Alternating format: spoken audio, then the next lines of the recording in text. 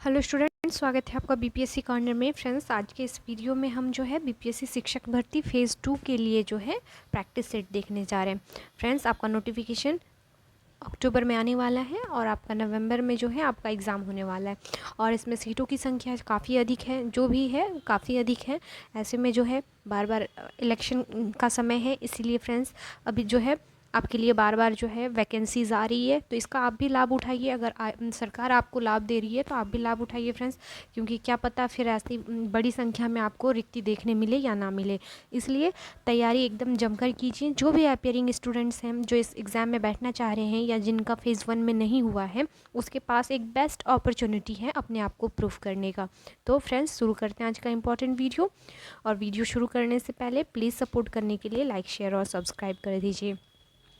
Friends, अगर आप अभी से ही प्रिपरेशन कीजिएगा तो एटलीस्ट आप जो है अच्छे खासे मार्क्स के साथ पास कर जाइएगा एग्ज़ाम को। ज़्यादा टफ भी नहीं है, बस मेहनत करना है और कुछ नहीं। चलिए देखते हैं आज के पहले सवाल को। आज का पहला सवाल है, आईसीसी महिला विश्व कप 2022 की मेज़बानी किस देश ने की है? तो इसका राइट आंसर हो जाएगा 2022 जो आईसीसी विश्व कप महिला कप है, ये इसकी मेज़बानी आपका न्यूजीलैंड के द्वारा की गई है। किसके द्वारा? तो न्यूजीलैंड के द्वारा। चलिए अब देखते हैं क्वेश्चन नंबर 2 को। विश्व व्यापार संगठन की स्थापना हुई थी। ये क्वेश्चन जो है फ्रेंड्स कई बार आपने एग्जाम में देखा होगा, रिपीटेड क्वेश्चन है, मोस्टली एग्जाम में आपको देखने को मिलेगा। तो याद रखिएगा friends, WTO world trade organisation का जो स्थापना है यह की गई थी आपका 1995 ईस्वी को। याद रखिएगा फ्रेंड्स, इसकी स्थापना 1 जनवरी 1995 ईस्वी को की गई थी। और इसका जो ये है मुख्यालय है, ये जिनेवा में स्थित है। अगर मुख्यालय पूछे तो आप मुख्यालय भी बता सकते हैं। याद रखिएगा WTO का मुख्यालय जिनेवा में अवस्थित है। और इसमें जो है कुल 164 कंट्रीज़ हैं। कंट्रीज से भी रिलेटेड क्वेश्चन पूछता है कि WTO में कुल कितने सदस्य राष्ट्र हैं। तो याद रखिएगा, जो नया जो वर्तमान में एनगोंजी ओकोंजी इवोला जो है विश्व व्यापार संगठन के महानिदेशक बने हैं। और 164वां देश जो है ये अफ़गानिस्तान बना है। अफ़गानिस्तान बना है, याद रखिएगा फ्रेंड्स। चलिए देखते हैं क्वेश्चन नंबर 3 को। क्वेश्चन कैसे लगते हैं फ्रेंड्स, प्लीज़ फीडबैक भी दिया कीजिए। रिक्टर पैमाने से मापा जाता है। तो रिक्टर पैमाने पर हम जो है भूकंप की तीव्रता को मापते हैं फ्रेंड। याद रखिएगा, भूकंप की तीव्रता को मापते हैं। क्वेश्चन नंबर 4 में है आपका, विश्व एड्स दिवस कब मनाया जाता है? तो प्रत्येक वर्ष हम 1 दिसंबर को जो है विश्व एड्स दिवस के रूप में मनाते हैं। याद रखिएगा फ्रेंड्स। चलिए बात कर ले, अगर 10 दिसंबर को कौन सा दिवस मनाया जाता है? तो मनाते हम विश्व मानवाधिकार दिवस। मानवाधिकार दिवस। याद रखिएगा फ्रेंड्स, 8 मार्च को अंतर्राष्ट्रीय महिला दिवस और 17 सितंबर को जो है प्रधानमंत्री मोदी जी का जन्मदिन है। तो ये कुछ इंपॉर्टेंट डेट ही दिए गए हैं, अगर आप इसको याद रखिएगा और एग्ज़ाम में पूछे तो आप बना सकते हैं। चलिए देखते हैं क्वेश्चन नंबर 5 को। नाइटिंगेल ऑफ इंडिया के नाम से जानी जाती हैं। कौन जानी जाती हैं फ्रेंड्स? तो यह हो जाएंगी सरोजनी नायडू। सरोजनी नायडू को जो है नाइटिंगेल ऑफ इंडिया के नाम से जाना जाता है। और यह जो है प्रथम भारतीय महिला थी जो उत्तर प्रदेश की जो है राज्यपाल बनाई गई थी, गवर्नर बनाई गई थी। यूपी की फर्स्ट लेडी गवर्नर थी ये। अब देख लेते हैं अगले सवाल को। क्वेश्चन नंबर 7 में है आपका, भारत की अर्थव्यवस्था को सबसे अच्छे ढंग से किन शब्दों में व्यक्त किया जा सकता है? तो ऑप्शंस के अकॉर्डिंग अगर आप देखेंगे फ्रेंड्स, तो भारत की जो अर्थव्यवस्था है यह मिश्रित अर्थव्यवस्था है। और मिश्रित अर्थव्यवस्था होता क्या है? तो जहां सार्वजनिक और निजी क्षेत्रों का सह अस्तित्व होता है, अर्थात सरकारी और निजी क्षेत्रों की साझा भागीदारी होती है, तो ऐसे जो है अर्थव्यवस्था को मिश्रित अर्थव्यवस्था कहा जाता है। चलिए अब देखते हैं क्वेश्चन नंबर 8 को। क्वेश्चन नंबर 8 है, देश का पहला गैंडा संरक्षण एवं प्रजनन केंद्र कहाँ खोला गया? तो यह खोला गया फ्रेंड्स आपके पटना में। याद रखिएगा फ्रेंड्स, देश का यह पहला गैंडे का संरक्षण एवं प्रजनन केंद्र है।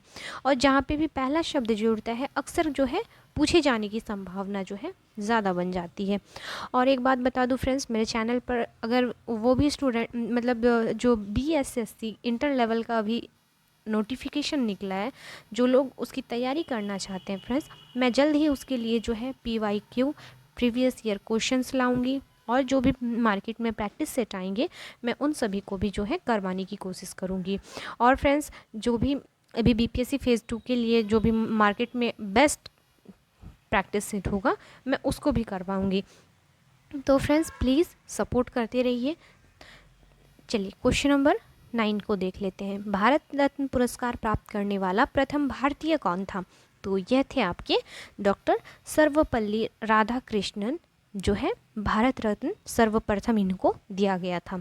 अब दिया कब गया था फ्रेंड्स? तो याद रखिएगा फ्रेंड्स, 1954 को जो है भारत रत्न से नवाजे गए थे डॉक्टर सर्वपल्ली राधाकृष्णन को। और इन्हीं के जन्मदिन के अवसर पर जो है हम क्या बनाते हैं? तो शिक्षक दिवस मनाते हैं फ्रेंड्स। 5 सितंबर जो होता है यह सर्वपल्ली राधाकृष्णन जी का जो है बर्थ डेट है, और इसी के जो है जन्मदिन के अवसर पर हम भारत में शिक्षक दिवस को मनाते हैं। चलिए अब देख लेते हैं आपका क्वेश्चन नंबर 10 को। मुद्रास्फीति, भारत में मुद्रास्फीति को मापा जाता है। तो इन्फ्लेशन को किस में मापते हैं हम? तो थोक मूल्य सूचकांक के द्वारा मापा जाता है। चलिए देखते हैं क्वेश्चन नंबर 11 को। मापतौल की व्यवस्था किसके शासनकाल में लागू हुई थी? तो यह लागू हुई थी आपकी अलाउद्दीन खिलजी के काल में। याद रखिएगा फ्रेंड्स, मापतौल की व्यवस्था अलाउद्दीन खिलजी के शासनकाल में जो है लागू की गई थी। और अलाउद्दीन खिलजी को अर्थशास्त्रीय सुल्तान भी कहा जाता है। नेक्स्ट देख लेते हैं क्वेश्चन नंबर 12 में है, सौरमंडल का सबसे बड़ा ग्रह कौन सा है? तो ऑप्शंस के अकॉर्डिंग जो आंसर हो जाएगा यह हो जाएगा आपका सौरमंडल के अकॉर्डिंग जो सबसे बड़ा ग्रह है यह हो जाएगा बृहस्पति। याद रखिएगा फ्रेंड्स, बृहस्पति सबसे, अगर सबसे छोटे ग्रह की अगर आपसे पूछे सबसे छोटा ग्रह कौन सा है तो याद रखिएगा ये हो जाएगा आपका बुध ग्रह। नेक्स्ट देख लेते हैं अगले सवाल को। भारतीय अर्थव्यवस्था है तो अति विकसित है, विकसित है, अत्यंत पिछड़ी है या विकास उन्मुख है? तो क्या है आपको बताना है।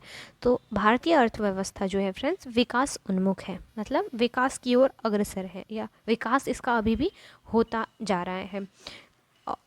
और भारतीय अर्थव्यवस्था जो है विकासशील अर्थव्यवस्था के अंतर्गत आता है। चलिए अब देख लेते हैं क्वेश्चन नंबर 14 को। क्वेश्चन नंबर 14 है आपका, किस व्यक्ति ने प्रथम बार कार्यकारी प्रधानमंत्री के रूप में पदभार संभाला? किस व्यक्ति ने प्रथम बार? तो यह संभाले गए थे आपके गुलजारी लाल नंदा के द्वारा। ऑप्शन क्या हो जाएगा? बी हो जाएगा इसका राइट आंसर। गुलजारी लाल नंदा जो है पंडित जवाहरलाल नेहरू के मृत्यु के बाद कार्यकारी प्रधानमंत्री का पदभार संभाला था। कार्यकारी पदभार संभाले थे ये। नेक्स्ट सवाल में है आपका क्वेश्चन नंबर 15 में, संविधान के अनुच्छेद 368 का संबंध किससे है? तो इसका संबंध है आपका संविधान संशोधन की प्रक्रिया से। याद रखिएगा फ्रेंड्स, संविधान के अनुच्छेद 368 में जो है संविधान के संशोधन की प्रक्रिया का जो है उल्लेख किया गया है। नेक्स्ट देख लेते हैं अगले सवाल को। क्वेश्चन नंबर 16 में है आपका, राष्ट्रपति एवं उपराष्ट्रपति दोनों पदों की रिक्तता की स्थिति में कौन राष्ट्रपति का पद संभालता है? तो यह संभालते हैं सर्वोच्च न्यायालय के मुख्य न्यायाधीश। याद रखिएगा फ्रेंड्स। नेक्स्ट देख लेते हैं क्वेश्चन नंबर 17 को। भारत का राष्ट्रीय ध्वज कब स्वीकार किया गया?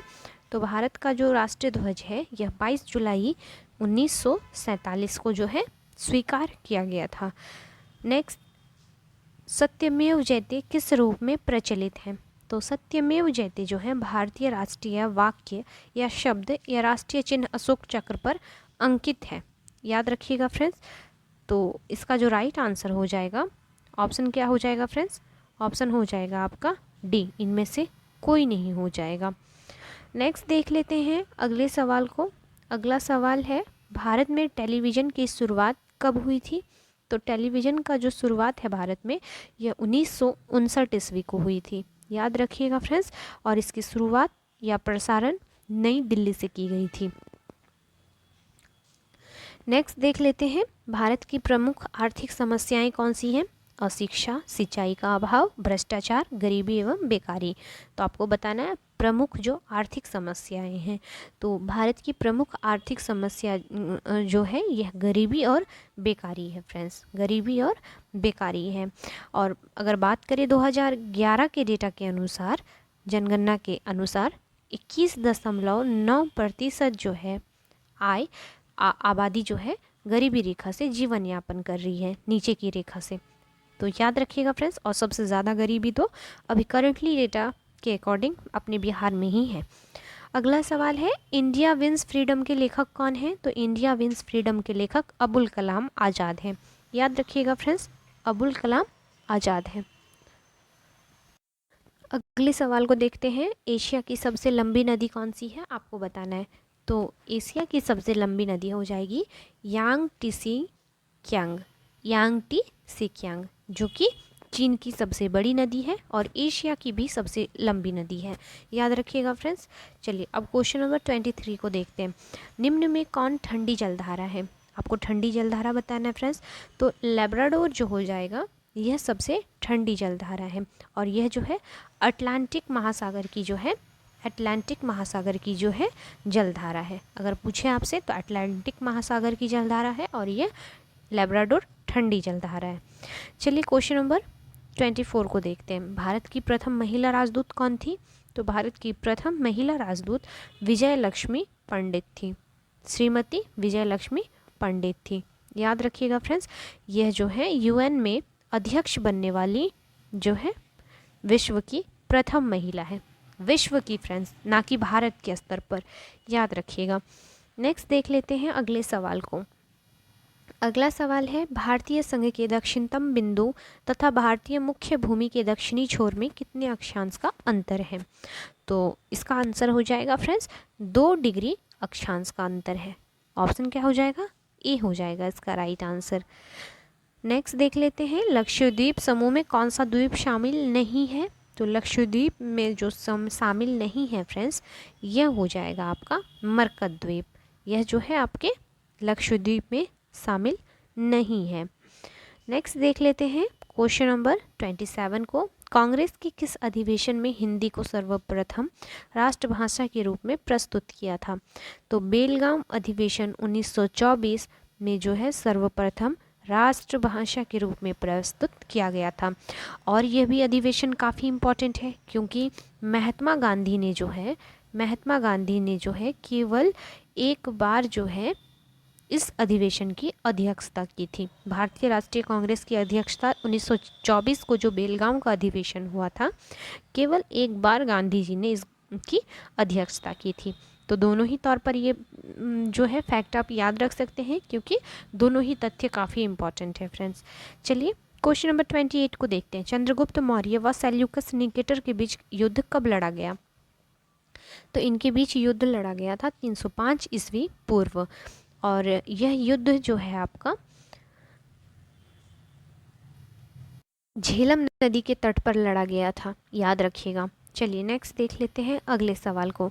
कपास की खेती से संबंधित कौन सा विकल्प सत्य नहीं है? तो ऑप्शंस को पढ़िएगा फ्रेंड्स, तो पाएंगे तापमान 45 से 55 डिग्री आवश्यक है। यह कथन जो है कपास की खेती के लिए आवश्यक नहीं है क्योंकि कपास की खेती के लिए आवश्यक तापमान 21 डिग्री से सेल्सियस से जो है 30 डिग्री सेल्सियस होना चाहिए फ्रेंड्स। याद रखिएगा 21 डिग्री से 30 डिग्री सेल्सियस।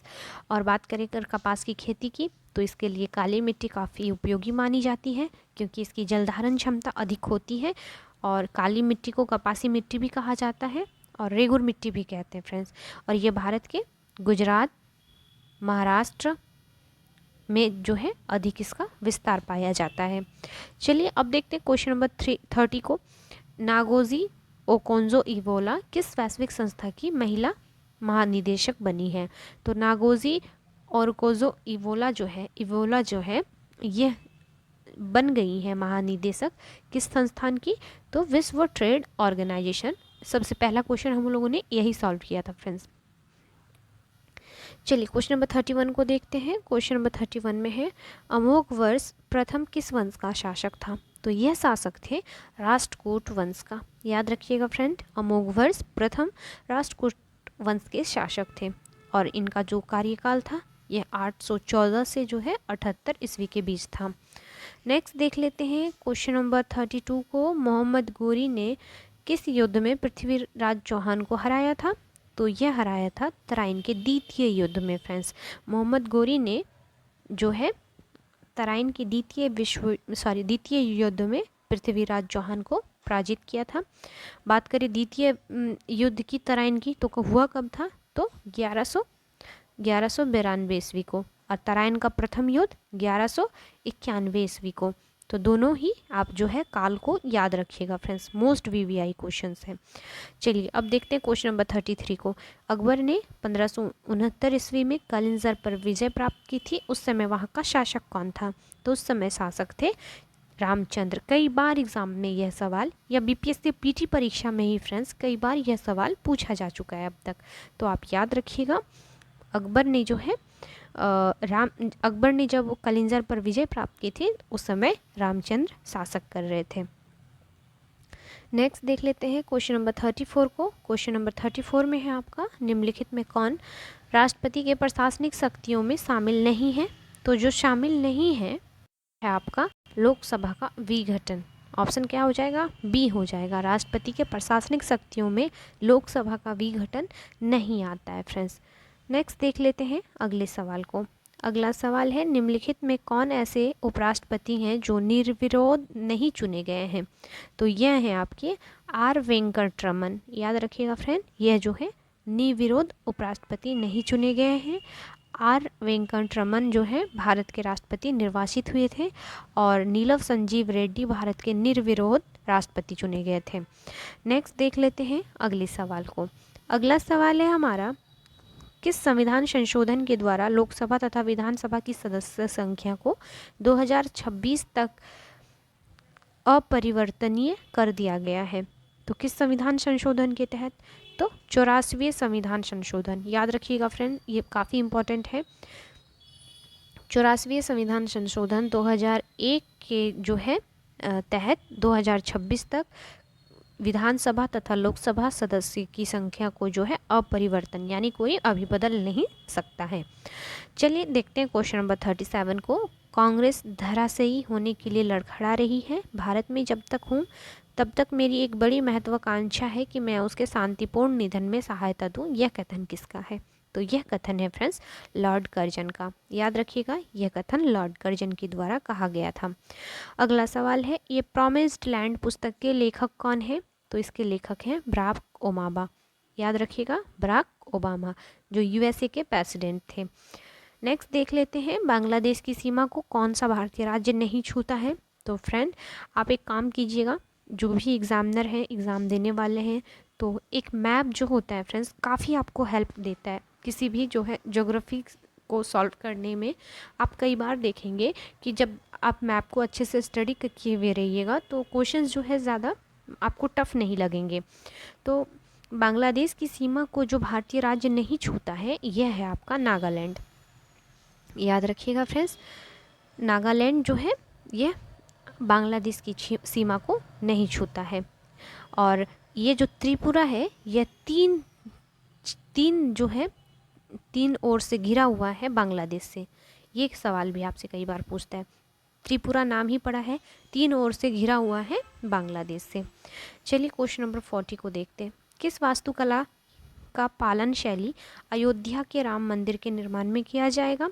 तो करंट डेटा है फ्रेंड, याद रखिएगा, नागर शैली का जो है पालन अयोध्या के राम मंदिर के निर्माण में किया जाएगा। बात करें अगर भारतीय वास्तुकला की तो इसमें कुल 3 शैली पाए जाते हैं। दक्षिण में द्रविड़ शैली, बीच या जो मध्य भारत होता है वहाँ पे आपका पाया जाता है बेसर शैली, और उत्तर भारत में नागर शैली, जो कि आपके यूपी में है आपका अयोध्या।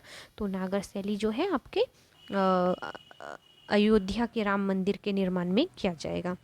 चलिए अब क्वेश्चन नंबर देखते हैं 41 को। राजतरंगिणी नामक ग्रंथ का फारसी में अनुवाद किसने किया था? तो इसका अनुवाद किया गया था मौलाना शौरी के द्वारा। याद रखिएगा फ्रेंड्स, राजतरंगिणी नामक ग्रंथ का फारसी में अनुवाद आपका मौलाना शौरी ने किया था। वही राजतरंगिणी का जो एक्चुअल में जो यह जो कृत है यह कलहन की पुस्तक है। यह जो है कलहन की पुस्तक है, जिसमें जो है आपका कश्मीर का इतिहास के जो है दिखाया गया है, और यह किताब कलहन के द्वारा लिखी गई है। नेक्स्ट सवाल में है, 79वें गोल्डन ग्लोब पुरस्कार 2022 में निम्नलिखित में किस फिल्म ने सर्वोत्तम मोशन पिक्चर ड्रामा पुरस्कार जीता है? तो यह जीत लिया है the power of the dog ने। ऑप्शन क्या हो जाएगा? डी हो जाएगा। चलिए क्वेश्चन नंबर 43 में है, क्रांतिकारी संगठन हिंदुस्तान रिपब्लिकन एसोसिएशन के संस्थापक कौन थे? तो हिंदुस्तान रिपब्लिकन एसोसिएशन के जो संस्थापक थे यह थे आपके साचेंद्र नाथ सान्याल। याद रखिएगा फ्रेंड्स, साचेंद्र नाथ सान्याल ने जो है 1928 में दिल्ली के फिरोज शाह कोटला में जो है हिंदुस्तान रिपब्लिकन एसोसिएशन सोशलिस्ट की जो है शब्द जोड़ दिया था बाद में, और हिंदुस्तान रिपब्लिकन एसोसिएशन के संस्थापक जो है यह साचेंद्र नाथ सान्याल हैं। अगला सवाल है हमारा, देश की प्रथम सावक या बोलती फिल्म आलम आरा के निर्देशक निम्नलिखित में कौन थे? तो इसके लेखक थे आपके आर्देशिर ईरानी। नेक्स्ट है, कालाहारी मरुस्थल क्षेत्र में पाई जाने वाली जनजाति कौन सी है? तो बुशमैन है फ्रेंड्स। कौन है? बुशमैन कालाहारी मरुस्थल में पाई जाने वाली जनजाति है, याद रखिएगा। चलिए अब देखते हैं क्वेश्चन नंबर 46 को, बिहार में किस वर्ष पहली बार दूरदर्शन केंद्र का स्थापित किया गया था? तो बिहार में दूरदर्शन केंद्र की स्थापना जो है 1978 ईस्वी में स्थापित हुई थी, जो कि मुजफ्फरपुर में हुई थी फ्रेंड्स, याद रखिएगा, मुजफ्फरपुर में हुई थी। ये भी फैक्ट कई बार आपसे एग्जाम में पूछता है। चलिए अब देख लेते हैं क्वेश्चन नंबर 47 को, बिहार के किस नेता ने महात्मा गांधी के साथ किसान आंदोलन का नेतृत्व किया था? बीपीएससी का मोस्ट फेवरेबल क्वेश्चन है ये फ्रेंड, तो अब भी याद रखिएगा, राजकुमार शुक्ल ने। ऑप्शन सी हो जाएगा इसका राइट आंसर। नेक्स्ट सवाल में है आपका, नालंदा बौद्ध विश्वविद्यालय को किसने ध्वस्त किया था? यह भी क्वेश्चन बीपीएससी पीटी परीक्षा में आप प्रीवियस ईयर क्वेश्चंस के तौर पर देखेंगे तो कई बार देखने को मिलेगा फ्रेंड्स। तो नालंदा बौद्ध विश्वविद्यालय को जो ध्वस्त किए थे ये थे बख्तियार खिलजी, याद रखिएगा फ्रेंड्स, बख्तियार खिलजी। चलिए क्वेश्चन नंबर 49 में देखते हैं, कौन सा देश 2022 में संयुक्त राष्ट्र जलवायु परिवर्तन सम्मेलन COP27 की मेजबानी करेगा? तो इसकी मेजबानी करने जा रहा है मिस्र। कौन? मिस्र। चलिए T20 इंटरनेशनल क्रिकेट में पाकिस्तान के किस खिलाड़ी ने विराट कोहली का रिकॉर्ड तोड़कर सबसे कम पारियों में 2500 रन बनाने का रिकॉर्ड अपने नाम कर लिया है? तो यह बन गए हैं आपके बाबर आजम। ऑप्शन क्या हो जाएगा? सी हो जाएगा। नेक्स्ट सवाल में है, जब हम जल के नीचे सुराही भरने के लिए रखते हैं तो जैसे जैसे सुराही भरती जाती है वैसे वैसे हमें विशेष प्रकार की ध्वनि सुनाई देती है, इसका कारण क्या है? तो इसका कारण है फ्रेंड अनुनाद, याद रखिएगा, अनुनाद के कारण जैसे जैसे सुराही भरती जाती है वैसे वैसे हमें विशेष प्रकार की ध्वनि सुनाई देती है, और यह जो अनुनाद है यह आवृत्ति पर निर्भर करती है। किस पर? तो फ्रीक्वेंसी पर निर्भर करती है। नेक्स्ट देख लेते हैं, मनुष्य को सबसे अधिक ज़रूरत होती है विटामिन, प्रोटीन, कार्बोहाइड्रेट या वसा की? तो सबसे अधिक होती है ज़रूरत प्रोटीन की, याद रखिएगा फ्रेंड्स, प्रोटीन की। और एमिनो एमिल जो है सबसे महत्वपूर्ण प्रोटीन होता है मानव शरीर में। नेक्स्ट देख लेते हैं, विटामिन सी का रासायनिक नाम कौन सा है? तो याद रखिएगा फ्रेंड, विटामिन सी का रासायनिक नाम एस्कॉर्बिक एसिड होता है, एस्कॉर्बिक एसिड होता है फ्रेंड। बात करें अगर थायमिन किसे कहते हैं? तो थायमिन जो है B1 का नाम है, विटामिन B1 का नाम है। राइबोफ्लेविन जो हो जाएगा ये विटामिन B2 का नाम है, याद रखिएगा फ्रेंड्स, ये कुछ जो है इम्पॉर्टेंट फैक्ट हैं। चलिए अब देख लेते हैं, और विटामिन शब्द को दिया किसने था? तो फंक ने दिया था, सर्वप्रथम फंक ने दिया था। अब देखते हैं क्वेश्चन नंबर 54 को, जस्तीकरण में किस धातु का प्रयोग होता है? तो जस्तीकरण में जो है जिंक का हम प्रयोग करते हैं, जिंक धातु का, और जस्तीकरण द्वारा धातु को संरक्षित किया जाता है, यानी सुरक्षित रखा जाता है, या लोहे से जंग लगाने से बचाया जाता है। देखते हैं क्वेश्चन नंबर 55 को, मनुष्य के शरीर में अधिकांश भोजन कहाँ पर पचता है? अमाशय में, छोटी आंत में, बड़ी आंत में या यकृत में? तो सबसे जो अधिकांश जो भोजन का पाचन होता है यह छोटी आंत में होता है फ्रेंड्स, याद रखिएगा, सबसे छोटी आंत में होता है। नेक्स्ट सवाल में है, निम्नलिखित में से किस में विटामिन ए बहुत अधिक मात्रा में पाया जाता है? तो ऑप्शंस के अकॉर्डिंग जो सबसे अधिक विटामिन ए पाया जाएगा फ्रेंड, ये पाया जाएगा गाजर में। याद रखिएगा, गाजर में पाया जाएगा। बात करें चावल की तो इसमें सबसे ज़्यादा कार्बोहाइड्रेट पाया जाएगा। बात करें अगर दालों में तो सबसे ज़्यादा प्रोटीन पाया जाएगा, और गेहूं में इसमें भी कार्बोहाइड्रेट पाया जाएगा। तो याद रखिएगा फ्रेंड्स। चलिए अब देखते हैं क्वेश्चन नंबर 57 को। रेडियो सक्रियता के वर्ग विस्थापन का नियम का प्रतिपादन किया था। तो किसने किया था फ्रेंड्स? तो रेडियो सक्रियता के वर्ग विस्थापन का नियम जो है फजन और सोडी ने किया था। ऑप्शन ए हो जाएगा इसका राइट आंसर। नंबर 58 में है आपका ऊर्जा का मात्रक क्या है? तो ऊर्जा का मात्रक हो जाएगा फ्रेंड जूल। ऑप्शन क्या हो जाएगा? सी हो जाएगा। जूल जो है ऊर्जा का मात्रक होता है। अब देखते हैं क्वेश्चन नंबर 59 को। रक्त संचरण संबंधी खोज की किसने की थी? रक्त संचरण की खोज तो विलियम हार्वे ने की थी फ्रेंड। विलियम हार्वे ने जो है रक्त संचरण की खोज की थी। वहीं अगर ब्लड ग्रुप की बात करें तो ये किया गया था आपका लैंड स्टीनर ने। किसने? लैंड स्टीनर ने। नेक्स्ट देख लेते हैं क्वेश्चन नंबर 60 को। स्टीम इंजन के आविष्कारक थे? तो स्टीम इंजन के आविष्कारक जेम्स वाट थे। याद रखिएगा फ्रेंड्स, 1825 ईस्वी में जेम्स वाट ने जो है भाप इंजन का आविष्कार किया था। नेक्स्ट देख लेते हैं क्वेश्चन नंबर 61 को। कार्बोहाइड्रेट का कौन सा प्रकार हमारे भोजन का मुख्य घटक है? तो यह है आपका स्टार्च। नेक्स्ट है किस रक्त समूह के व्यक्तियों को सार्वभौमिक दाता या यूनिवर्सल डोनर कहा जाता है? तो यूनिवर्सल डोनर होते हैं O group. Blood O group को जो है यूनिवर्सल डोनर कहते हैं। मतलब ये सभी भी जो है ब्लड ग्रुप वाले को अपना ब्लड डोनेट कर सकते हैं। चलिए अब देखते हैं अगले सवाल को। अगला सवाल है क्वेश्चन नंबर 63। अवशोषित भोज्य पदार्थ को प्रोटोप्लाज्म में बदलने की प्रक्रिया कहलाती है? तो यह एसिमिलेशन कहलाती है। याद रखिएगा फ्रेंड्स। अल्टीमीटर से क्या नापते हैं? तो अल्टीमीटर से हम जो है भूतल से ऊंचाई को मापते हैं। नेक्स्ट क्वेश्चन नंबर 65 है आपका। निम्नलिखित में कौन सा आयन कार्बन परमाणु के सम इलेक्ट्रॉनिक है? तो सम इलेक्ट्रॉनिक हो जाएगा फ्रेंड नाइट्रोजन। 66 में है किसी वस्तु के सभी स्थितियों के लिए कौन सा आभासी व सीधा प्रतिबिंब बनाता है? तो यह बनाता है आपका अवतल लेंस तथा उत्तल लेंस। तो ऑप्शन डी हो जाएगा इसका राइट आंसर। चलिए क्वेश्चन नंबर 67 को देखते हैं। अमोनियम क्लोराइड तथा शुष्क भुजे हुए चूने के मिश्रण को गर्म करने पर प्राप्त होता है? तो इससे प्राप्त होता है फ्रेंड अमोनिया। याद रखिएगा। नेक्स्ट देख लेते हैं क्वेश्चन नंबर 68 को। क्वेश्चन नंबर 68 में है आपका ऊष्मीय विकिरण तथा प्रकाश में अंतर से संबंधित निम्नलिखित कथनों पर विचार करना है, और फिर जो है आपको सही कथन का चुनाव बताना है कि कौन सा कथन सही है। तो फ्रेंड ऑप्शन जब आप पढ़ेंगे तो पाएंगे इसका जो सही कथन हो जाएगा फ्रेंड्स, यह हो जाएगा आपका 2 और 3। तो ऑप्शन ए इसका राइट आंसर हो जाएगा। नेक्स्ट देख लेते हैं क्वेश्चन नंबर 69 को। क्वेश्चन नंबर 69 में है आपका सेल्सियस, फ़ारेनहाइट और रोमर पैमानों पर ताप में निम्नलिखित संबंध कौन सा है? तो यह दर्शाता है आपका C बराबर 100, F बराबर F-32/80, R बराबर 80। तो ऑप्शन सी हो जाएगा। नेक्स्ट क्वेश्चन नंबर 70 में है आपका निम्नलिखित में किस हार्मोन की रासायनिक प्रकृति स्टेरॉइड होती है? तो यह होती है कार्टिसोल की फ्रेंड। याद रखिएगा कार्टिसोल की। चलिए क्वेश्चन नंबर 71 में है आपका दाब तथा आवेग की विमाएं क्रमशः कौन सी हैं?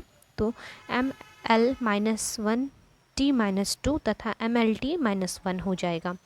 नेक्स्ट देख लेते हैं क्वेश्चन नंबर 72 को। निम्नलिखित में कौन सी सीलेंट्रेटा समुदाय के अंतर्गत आता है?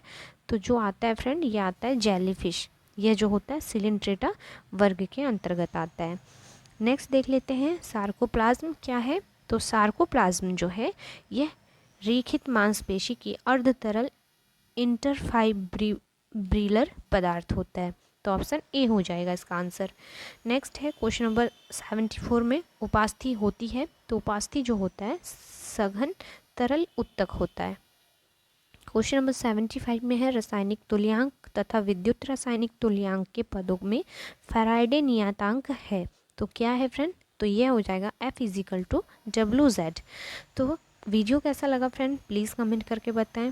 तो और प्लीज़ ज़्यादा से ज़्यादा शेयर कीजिए। मिलते हैं नेक्स्ट वीडियो में, तब तक के लिए थैंक यू।